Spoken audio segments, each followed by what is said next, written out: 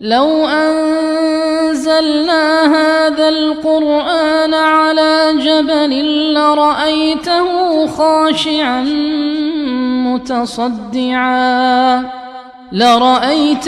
خاشعا متصدعا من خشية الله. الحمد لله الذي لا إله إلا هو العلي الكبير. وصل على محمد وعلى آله وأصحابه أجمعين. بسم الله الرحمن الرحيم من تفسيره. أعوذ بالله من الشيطان الرجيم. بسم الله الرحمن الرحيم. بسم الله الرحمن الرحيم. Mihriban, şefkatlik Allah Teala'nın nam bilen başlayman. Allah Subhanahu ve Teala Fatiha suresini mihriban, şefkatlik Allah Teala'nın nam bilen başlayman deb Bismillahirrahmanirrahim bilen başlagan.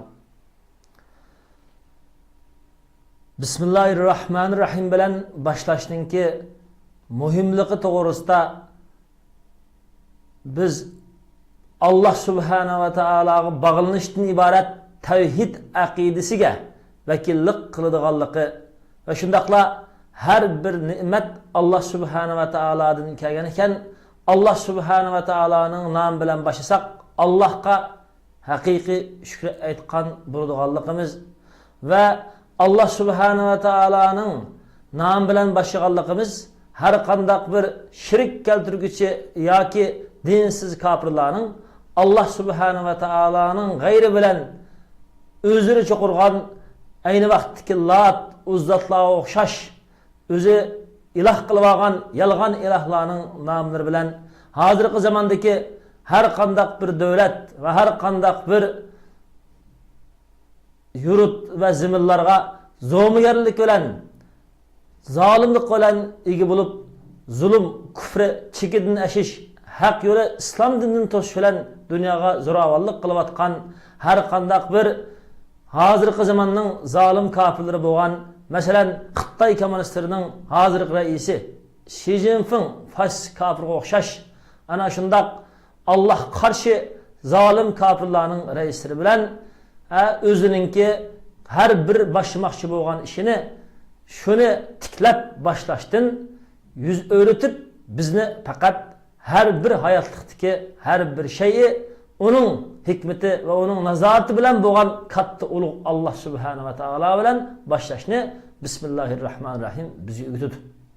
Hemşidakla Bismillahirrahmanirrahim Muhammed sallallahu aleyhi ve sellemni dünya insanlarına doğru boğan hidayet ve doğru programma ve Allah'ın vahisi arkalık meydanına keltirilgen hak hidayetini, buyruk ve çekilmelerini insaniyetke ügütüşünü, insaniyetini şirik, küfre, dinsizlik, pasıklık, münafıklık ve her türlülük buzgunçuluk günah mesiyetler kirdirdin. Allah'a samimi ihlasmen kul buluşka yetekleydiğen dünyada zulüm, çekidin eşini yoktup adaletini turguzduğun hak din boğan İslam din bilen Allah Subhanahu ve Teala'ga peygamber bulup Allah Subhanahu ve Teala'nın elçisi bulup dünyanı hak hidayet yetekleydiğen zulümdin ve zulmettin İslam nurgu çıkırışka tirişçallık kılıdığan Allah'ın elçisi buluduğun bu başka ve dünya insanlarına hakni Allah'ın sözü Kur'an-ı Kerim'ni ve Allah Muhammed sallallahu aleyhi ve sellem geçirgen sahip olan Allah'ın ki hidayetleri ve vehiyleri ve sahih sünnetlerini kişilerine ügütüp kişilerini hak hidayetki başlaydıgan bu başka Allah Subhanahu ve Teala Muhammed sallallahu aleyhi ve sellem'ni özünün namı bilen okuşka buyurgan. Çünkü Allah Subhanahu ve Teala Muhammed sallallahu aleyhi ve sellem'ge okuşunu öğretmese Muhammed sallallahu aleyhi ve sellem okuyalmaydı. Tuncu kıtımda Allah Subhanahu ve Teala Muhammed sallallahu aleyhi ve sellem'ge Gâr-ı Hira'da Cibril aleyhissalatu vesselam'ni Muhammed sallallahu aleyhi ve sellem'ge vahiy ilahi bilen evetken vakıda Jibril aleyhissalatu vesselam Muhammed sallallahu aleyhi ve sellemninki gelini sıkıp durup oku degan. Muhammed sallallahu aleyhi ve sellem ma ana biqari, men o'qishni bilmayman degan. Demek Allah subhanahu ve taala Jibril aleyhissalatu vesselam bilan Muhammed sallallahu aleyhi ve sellemga o'qishni o'rgatish orqali va Muhammed sallallahu aleyhi ve sellemga Allah o'rgatgan ilmninki, Allah o'rgatgan vahiylahininki qadr qimmatini turitish orqali Allah subhanahu ve taala Muhammed sallallahu aleyhi ve sellemga Allah'ның namı bilan o'qishga buyurup, "İqra bismi rabbikellezi halaq." Parvardigarının namı bilan o'qu. O Parvardigar hammani yaratdi degan mush oyatni tushirgan. Ham bu oyatdan keyin Allah subhanahu ve taala "Iqra va rabbukal akram allazi allama bil qalam" degan. O'qig'in va sening Parvardigaring bak karamlikdir. O Parvardigaring qalam bilan yozishni o'rgatdi dedi. Demek Allah subhanahu ve taala Muhammed sallallahu aleyhi ve sellemga o'zini mush oyatda o Parvardigaring bak saxidir deb, yani Muhammed sallallahu aleyhi ve sellemga o'rgatkichi eng saxiy bo'lgan, eng karamlik bo'lgan insoniyatninki dunyo va oxiratning baxsatiga erishishga turtki bo'ladigan vahiy ilohiyni o'rgatgan Allah subhanahu ve taoladir. Yani bu ayet arqılık Allah subhanahu ve taala Muhammed sallallahu aleyhi ve sellemga eng saxiylik bo'lgan vahiy ilahiyni ne'mat qilib berganligini. Muhammed sallallahu aleyhi ve sellem ve Muhammed sallallahu aleyhi ve sellemning ummati Allah subhanahu ve taoladan o'rgangan vahiy ilahiyni qadrlashning lozimligini. Chunki Muhammed sallallahu aleyhi ve sellem o'rgatgani eng saxiy bo'lgan Allah subhanahu ve taala ekanligini mush oyat bizga bildirdi. Hem shunaqla bu oyat bizga biz o'rganmoqchi bo'lgan har qanday bilimni, biz boshlamoqchi bo'lgan Allah subhanahu ve taolaning so'zini biz Allah'ning nomi bilan boshlaymizni. Bulupmu Allah subhanahu ve taala bizga tushirgan va ilohiy bo'lgan Qur'oni Karimni Allah'ning nomi bilan boshlaymizni bizga Allah alohida mush oyat orqali o'rgatdi.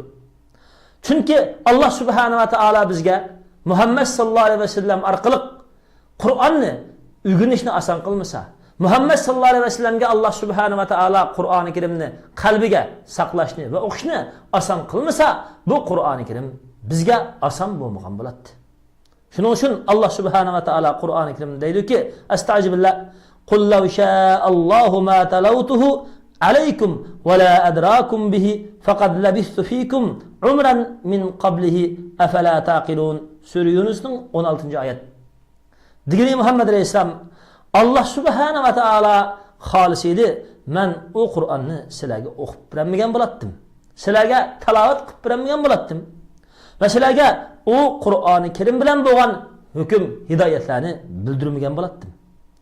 Haqiqatan men sizlarning ishinglarda Qur'oni Karim menga kelishdan burun bir umr turdim. Sizlar haq bilan nahaqni uqamamsizlar? Aqlingiz yo'qmi sizlarning? Sizlarning aranglarda 40 yoshgacha bir umr turib, men ma'u to'g'ri, ma'u xato deb sizlarga bir hech qanday bir narsani so'zlab boqmagan tursam, 40 yoshdan keyin Allohning uqtirishi bilan men sizlarga so'zlamasam, men qandoqmi sizlarga so'zlay olayman? Men ya o'qigan, ya bilgan, ya o'rgangan bo'lmasam, faqat menga tushirilgan bu vahiy Allohning menga va butkul dunyo insonlariga o'rgatgan bir tarbiyasi, bir vahiysi bergen bir ne'mati, bir sahabati. Shuning uchun men sizlarga Alloh taolo o'rgatgan vahiyni o'qib beryapman. Bu Allohning menga va sizlarga qilgan iltifoti deganlikni Muhammed sallallahu aleyhi ve sellem mana mush oyat orqali bildirgan. Shuning uchun biz Qur'oni Karimni bizga Allah subhanahu ve taolo o'zi asallashtirib bergan bo'lg'achqa, Qur'oni Karimni o'qigan vaqtimizda bismillah deymiz. Yani mush Qur'onni Muhammed sallallahu aleyhi ve sellem orqali bizga yetkazgan Allah subhanahu ve taolaning nomi bilan o'qiymiz.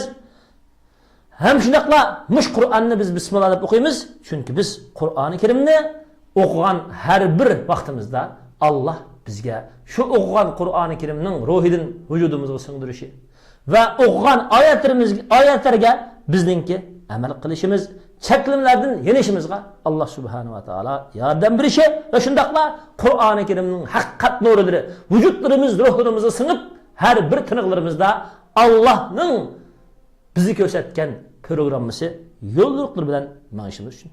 Mana Bismillahirrahmanirrahim bilan boshlash bizni Allah subhanahu va taoloning elsi Muhammed sallallahu aleyhi ve sellem'ninki yo'liga erishib butkul dunyo insonlarga Allah subhanahu va taolo bizga tushirgan vahiy ilahiyni, Allah'ның so'zi Qur'oni Karimni, Allah'ның buyruqlarini o'zimizning hayotida amallashtirish bilan dunyoga yetkazishimizga va har bir ishimizda Allah'ga e'tiqod qilib, Allah'ның nomi bilan, Allah'ның ko'rsatmasi bilan, Allah'ның iyilishi bilan, Allah'ның ügetken terbiyesi, Allah ügetken yol, Allah'ның sözü, Kur'an, hadis bilen, Allah'ның programı hidayet bilen dünyaya yoruk yol, yoruk nur tarqıtılığımızı ve tarqıtışımız lazım ikenlikini Allah Subhanahu ve Teala hem şunakla Bismillahirrahmanirrahim deyişilen, Sure Fatiha'nın başlaşılan bizi buyuruyordu. Çünkü Allah Subhanahu ve Teala Kur'an-ı Kerim'de estağfirullah kuntum hayra ummetin ukhrijat lin-nas ta'muruna bil ma'ruf ve tenhauna 'anil munkar. Sizlar dunyoga kelgan, maydonga kelgan, dunyoda yashayotgan, Allah yaratgan insonlarning, ummatlarning, millatlarning yaxshisi. Nimishqa? Allah buyurgan islom din va uning barliq talablariga yaxshilikqa buyurganliginglar. Allah chekilgan barliq kufri, shirk, gunoh ma'siyatdan to'sqanliginglar uchun dedi. Biz o'zimizningki Allah bizga topshirgan dunyo saqchisilik, dunyo da'vatchilik, jamiyat va o'z xalqimiz, millatimizga yetakchilik qilish mas'uliyatimizni ado qilishdan iborat bo'lgan majburiyatimiz bilan ondan haqiqiy, sog'lom, Allohga xolislangan Bismillahirrahmanirrahim deb Qur'oni Karimni boshlagan haqiqiy musulmon bo'la olamiz. Chunki eng cho'ng pilla, eng cho'ng biz dunyoda yashayotgan, hayotdagi biz uningga aloqalashayotgan har turli qatnash vositalarini Alloh subhanahu va taolo o'zi bizga bo'ysundirib bergan. Xam materiallarni, xam energiyalarni to'liqlab va bizga Allah aqlni berib, dunyodagi har bir taraqqiyot vositalarining ochilish yo'llarini oson qilib berganlikdan dunyoda kashfiyot maydonga kelgan. Kashfiyot Allah yaratgan aqlning, Allah yaratgan mahsulotning, Allah yaratgan xam materialning natijasidan maydonga kelgan. Masalan, bir pil yoki kala yoki atni Allah bizga bo'ysundirib bergachga, uni bo'ysundirib biz uni tepasiga minalaymiz. Yılan yoki chayon yoki pasha o'zi kichik bo'lgan bilan uni bizga Allah bo'ysundirib bergachga, uningdan mudofaa qilamiz, uni tepasiga minish tugul, uningdan doim ansirab yuramiz. Demak, mana shunday qudratli Allah bizga har bir shayini biz onunğa ehtiyoj bo'lishdan burun onu bizga yaratib bergan bo'lg'achqa, biz har bir ishda Allohning nomi bilan boshimiz bizning mas'uliyatimiz. Allah subhanahu va taolo Qur'oni Karimda dedi: "Estağfirullah. Awalam yaraw anna khalaqna lahum mimma amilat aydina an'aman fahum laha malikun wa zallalnaha lahum faminha rakubuhum wa minha ya'kulun." Sure Yasin 71-72 oyat. Ular qarab bakmamdı. Ularga bizning qo'llarimiz ishlagan, qo'llarimiz yaratgan narsadan charmallarni yaratib berdik. Ular o charmallarga biz yaratib, biz ruxsat va biz bo'ysundirib berganligimiz uchun ular o charmallarga ega bo'la oladi. Va biz o charmallarni ularga bo'ysundirib berdik. O charmallardan ularning minishi va ular o charmallarni yeydi. Allah subhanahu wa taala bizga kala yoki dunyo hayvonotlardan biratal hayvonotni yuristandırıp qo'ysa, ya bir qushni bir kasalga girib talaqib qo'ysa, nurg'un kalalarni, nurg'un to'gilarni, nurg'un qushlarni shu hamon ko'ydirib yoki ko'myotidi. Nimishqa? Yuqumli kasal boshqalarga yetib qolmisin deb. Demak, mushu biz yavatgan, uning go'shidan biz uzuq alayotgan barliq charolarning har birisini bizga bo'ysundirib bergani, bizga ashundaq yigili qolay qilib bergani, bizga ashundaq milgili qolay qilib bergani Alloh taolo bo'lg'achqa biz qalbimiz bilan sig'inib turib, Allohga bog'lanib turib, bismillah deb har qanday bir maydon, jamiyat, tashkilot, guruh, dunyo organlarining hammasida Allohning nomi bilan ish qilishimiz, Allohning ko'rsatmalari bilan ish qilishimiz, Allohga bog'lanib turib ish qilishimiz kerak. Va Alloh taolaning elchisi Muhammad sallallohu alayhi vasallam Alloh bizga aytgan, bizni tarbiyalash, bizni o'gitish, bizni qalbimiz va hayotimizni islom hidoyati bilan oqartish, parqirtish va yetaklash uchun evatilgan bo'lg'achqa Muhammad alayhisolamning yo'llari bilan ish qilishimiz lozim. Ana shunday qilgan vaqtimizda haqiqiy Alloh taolaning nomi bilan boshlagan bo'lamiz va Allohga haqiqiy turda shukr aytgan bo'lamiz. Ham Alloh subhanahu va taolo bizga bizning o'zimizning hayotligida Alloh bizga xolisa bizni o'zimizni ar qilib yaratdi. Xolisa bizning o'zimizni biz dunyoga kelishdan burun ayol qilib yaratdi. Nurg'un erlarni yaratganimi, nurg'un erlarni yaratganimi Alloh subhanahu va taolo. Undaq bo'lgan ekan, bizni yaratgan xolisa qandaq shakl, qandaq surat yaratgan shu Allohning nomi bilan boshimiz haqiqiy Allohga shukr aytgan bo'lamiz. Allah subhanahu wa ta'ala estağfirullah. Lillahi mulkus semavati vel ard. Yakhluqu ma yasha'u, yahibu limen yasha'u inasan ve yahibu limen yasha'u dhukur. Allah subhanahu wa ta'ala xoligan narsani yaratdi. Allah subhanahu wa ta'ala xoligan kishiga qiz, ayollarni berdi va xoligan kishilarga erkaklarni, o'g'illarni berdi. Allah subhanahu wa ta'ala Zakariya alayhissalatu vesselam'ninki ayolini tug'mas qilib qo'ydi. Mush oyatning oxirisida Sura Shuraninki oxirisida 50-oyatda Allah subhanahu wa ta'ala degandek va yaj'alu man yasha'u aqiman innahu alimun qadir. Allah subhanahu wa ta'ala xoligan ayollarni yoki xoligan erlarni, mendan murod xoligan ayollarni tug'mas qilib qo'ydi. Ba'zi erlar Allah ularning urug'ini pichoq qilib qo'yganligidan ulardan bala maydonga kelmaydi. Ba'zi ayollarni Allah tug'mas qilib qo'ydi. Haqiqatan Allah bilguchi, hammaga qodirdir dedi. Allah mana Zakariya alayhissalatu vasallamning ayolini tug'mas qilib qo'ydi. Zakariya alayhissalatu vasallamning ayoli xili bir vaqt qirib bo'g'icha tug'madi. Allah subhanahu va taolo Zakariya alayhissalatu vasallamga Yahya alayhissalatu vasallamning birinishi bilan Yahya alayhissalamni tug'ish bilan mush tug'mas yashinib qolgan ayolining tug'ishi bilan Allah bisharat berdi. Maryam alayhissalam deganki, qalat huwa min indillahi innalloha yarzuqu man yasha'u bighayri hisab. Sura Ali İmran 37-oyat. U Allohning oldidan kelgan. Maryam alayhissalam dediki, u rizq Allohning qishidan keldi. Haqiqatan Allah xohlagan kishiga hisobsiz rizq beradi dedi. Demek Allah'a sadık bo'lgan Maryam alayhissalamga Allah o'ylamagan o'zi mehrobga rizq paydo qilib berdi.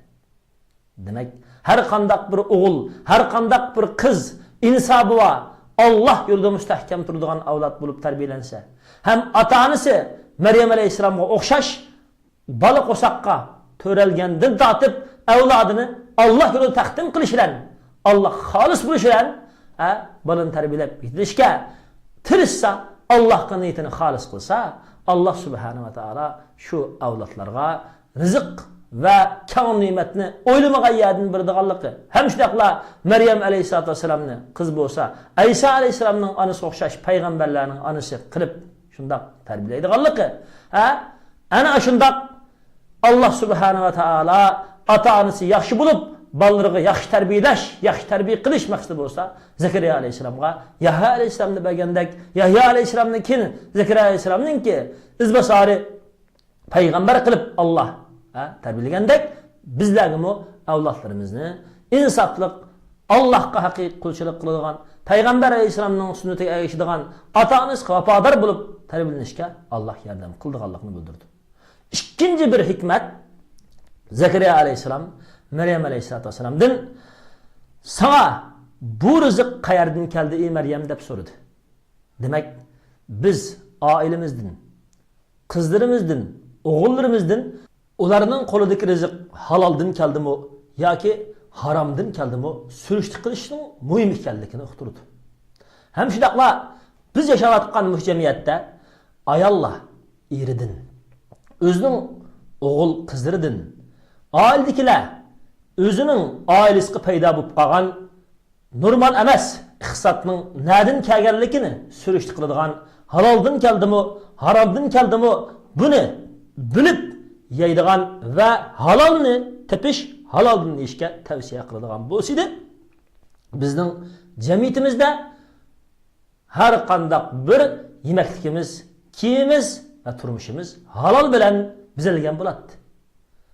İslami cemiyet devletlarda parxurluqdan dinni, cemiyetini, devletini, milletini setişten saqlanğalı bo'ladi.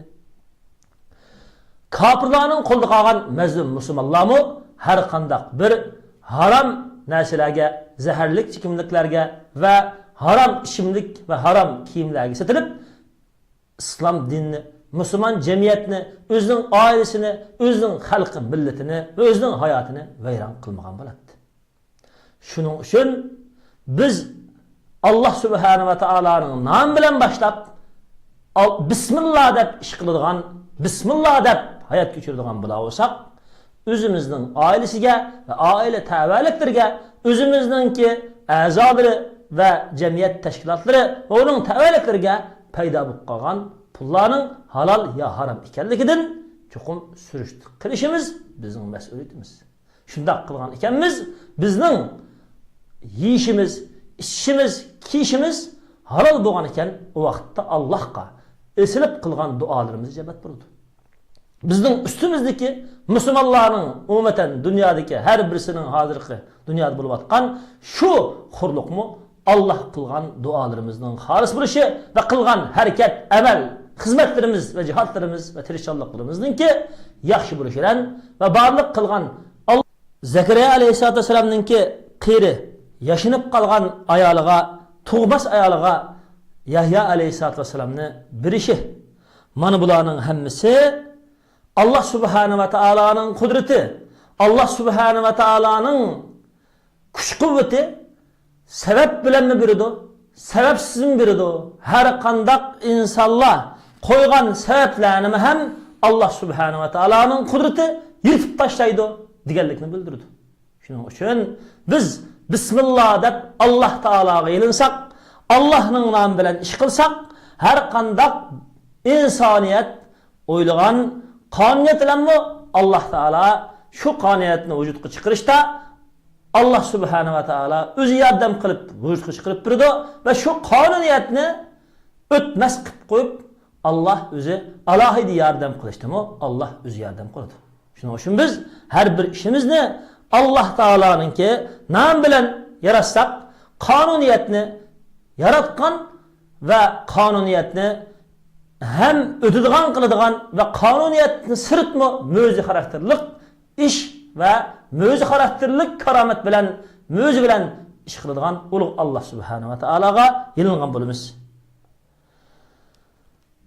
Hem Allah subhanahu wa ta'ala'nın nam bilen iş kılsak, o vakitte her kandak bir işimizni Allah subhanahu wa ta'ala'nın rızık vergüçe, kadir boğuçe, napi, kadir, kavi,